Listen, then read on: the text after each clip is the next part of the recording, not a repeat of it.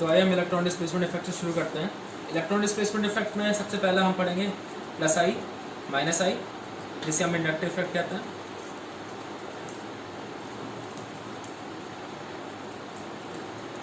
दूसरा हम पढ़ेंगे रेजोनेंस।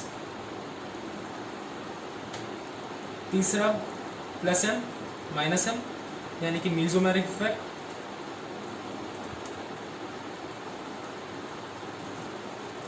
चौथा plus H minus H hyper conjugation.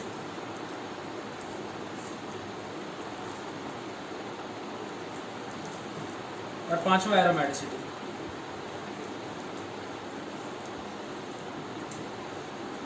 अब वीडियो पॉज करके लिख सकते हैं।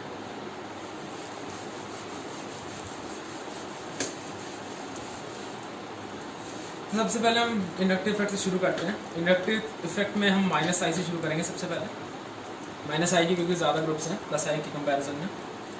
तो अब जो माइनस आई इफेक्ट है वो basically electron negativity of element के अराउंड रिवॉल्व करता है। तो आपको एक कंप्लीट अंडरस्टैंडिंग होनी चाहिए कि कौन सा एलिमेंट कितना इलेक्ट्रोनेगेटिव है। अगर आप वो समझ गए तो आप माइनस आई आपके लिए कुछ नहीं है।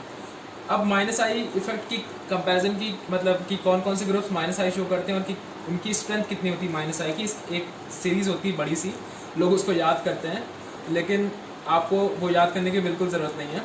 आपको मैं समझाऊंगा कि आप अंडरस्टैंड कर लेंगे कि कोई ऐसा क्यों होता है, वो क्यों ज़्यादा होता है। कोई आपको बहुत सारे लोग जो पढ़ाते हैं वो बताते नहीं कि उसका माइनस आई ज़्यादा क्यों है, और बस आपको याद करने को कह देंगे। वो मतलब उसमें 20-25 ग्रुप्स होते हैं और आपको याद करना होता है, तो आपको ऐसा करने की ज़रूरत नहीं है। मैं कहूँगा कि मैं उसका कंपैरिजन आपको सिखाऊंगा और आप कंपैरिजन करके आप उसको समझेंगे, और कंपैरिजन करके सॉल्व करेंगे तो ज़्यादा आसान पड़ेगा। फिर आप सॉल्व करते करते फिर आप जब क्वेश्चन करेंगे, जेईई एस्पिरेंट जैसे करते हैं ढेर सारे क्वेश्चन, तो आपको भी याद हो जाएंगे। तो हम माइनस आई में शुरू करते हैं। माइनस आई बेसिकली एक sigma bonded electron displacement effect है।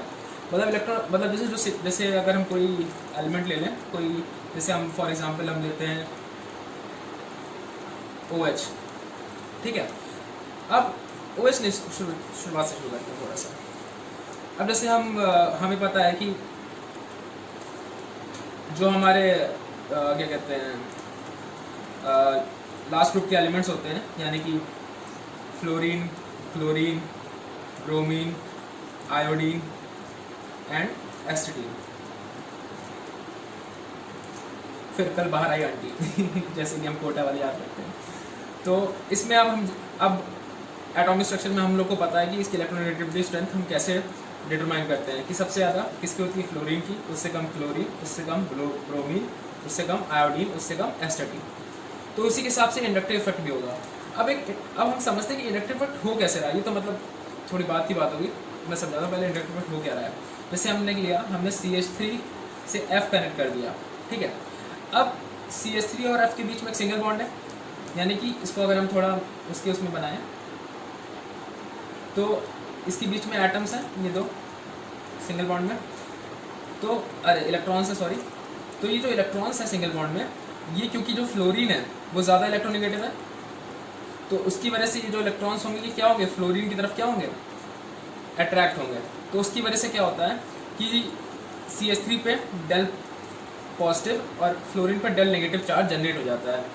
तो यानी कि जो बॉन्ड है, ये जो बॉन्ड है CH3 और F के बीच में, इसके बीच में जो पोलराइजेशन हो रहा है इलेक्ट्रॉन्स का फ्लोरीन की तरफ, क्योंकि फ्लोरीन ज़्यादा इलेक्ट्रोनेगेटिव है, इसी को हम इंडक्टिव इफेक्ट कहते हैं।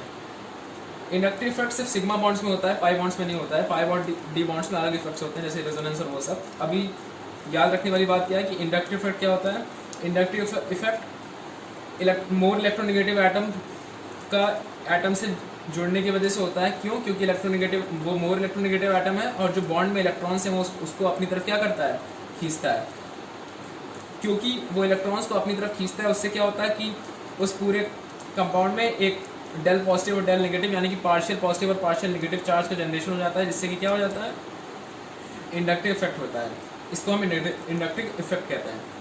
अब इससे हम एक चीज़ समझते हैं कि इलेक्ट्रॉन डिस्प्लेसमेंट इफेक्ट हो क्यों रहा है बेसिकली। जैसे हमने एक चीज़ लिया, जैसे ये CH3F था, ठीक है। CH3F जो हमारा नॉर्मल था, ठीक है, और एक हमें मिला इलेक्ट्रॉन डिस्प्लेसमेंट इफेक्ट के बाद ये डेल नेगेटिव। अब अभी तक इसमें क्या था, इसमें जो चार्जेस थे उसका मतलब डिस्ट्रीब्यूशन नहीं हुआ था, और यहाँ पे क्या हो गया, चार्जेस का डिस्ट्रीब्यूशन हो गया। अब हमें हमें जैसे फिजिक्स में हम पढ़ते हैं कि जब चार्जेस का डिस्ट्रीब्यूशन हो जाता है, यानी कि जब मैग्नीट्यूड ऑफ चार्ज घट जाता है, तो उसकी वजह से क्या होता है कि जो इलेक्ट्रिक फील्ड की स्ट्रेंथ होती है उस चार्ज के अराउंड, उसकी मैग्नीट्यूड क्या हो जाता है, कम हो जाता है। और जब इलेक्ट्रिक फील्ड का मैग्नीट्यूड कम हो जाएगा तो उसकी एनर्जी क्या कर जाएगी, डिक्रीज कर जाएगी। और एनर्जी डिक्रीज कर जाएगी तो क्या होगा, उसकी स्टेबिलिटी कंपाउंड की क्या हो जाएगी, बढ़ जाएगी। तो सबसे इंपॉर्टेंट बात क्या है कि हमें पूरी केमिस्ट्री में कि आप एक यूनिवर्सल कांस्टेंट याद रख लीजिए, क्या कि दुनिया में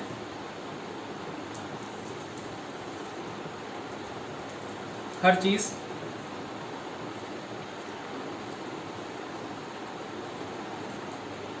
स्टेबल होना चाहती है।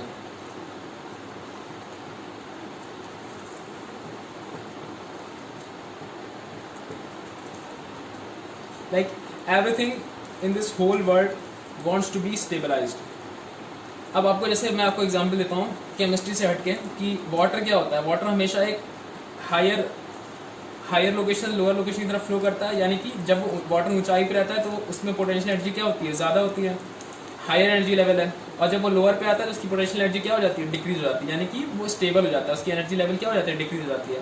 तो वैसे ही केमिस्ट्री में भी जो ये CH3F था जो हमारा पहले वाला था, इसमें चार्ज डिस्ट्रीब्यूशन नहीं हुआ था, तो ये कम स्टेबल है। और जब इस पे आए हम CH3F में, तो इसमें क्या हुआ, पार्शियल डिस्ट्रीब्यूशन ऑफ चार्जेस हो गया, जिसकी वजह से क्या हुआ कि जो चार्जेस के अराउंड इलेक्ट्रोमैग्नेटिक फील्ड होती है उसकी मैग्नीट्यूड क्या हो गया, डिक्रीज हो गया। अब जब इलेक्ट्रिक फील्ड का मैग्नीट्यूड डिक्रीज हो गया तो उससे क्या हुआ, एनर्जी डिक्रीज हो गई, और एनर्जी डिक्रीज से क्या हो गया, जो कंपाउंड था वो क्या हो गया, हमारा स्टेबल हो गया। और दुनिया में हर चीज़ क्या होना चाहती है, स्टेबल होना चाहती है, इसलिए हमारा इलेक्ट्रॉन डिस्प्लेसमेंट इफेक्ट होता है। अभी हम इंडक्टिव इफेक्ट पढ़ रहे हैं, तो ये एक रीज़न हो गया क्यों कि इंडक्टिव इफेक्ट या कोई भी इलेक्ट्रॉन डिस्प्लेसमेंट इफेक्ट हो क्यों रहा है।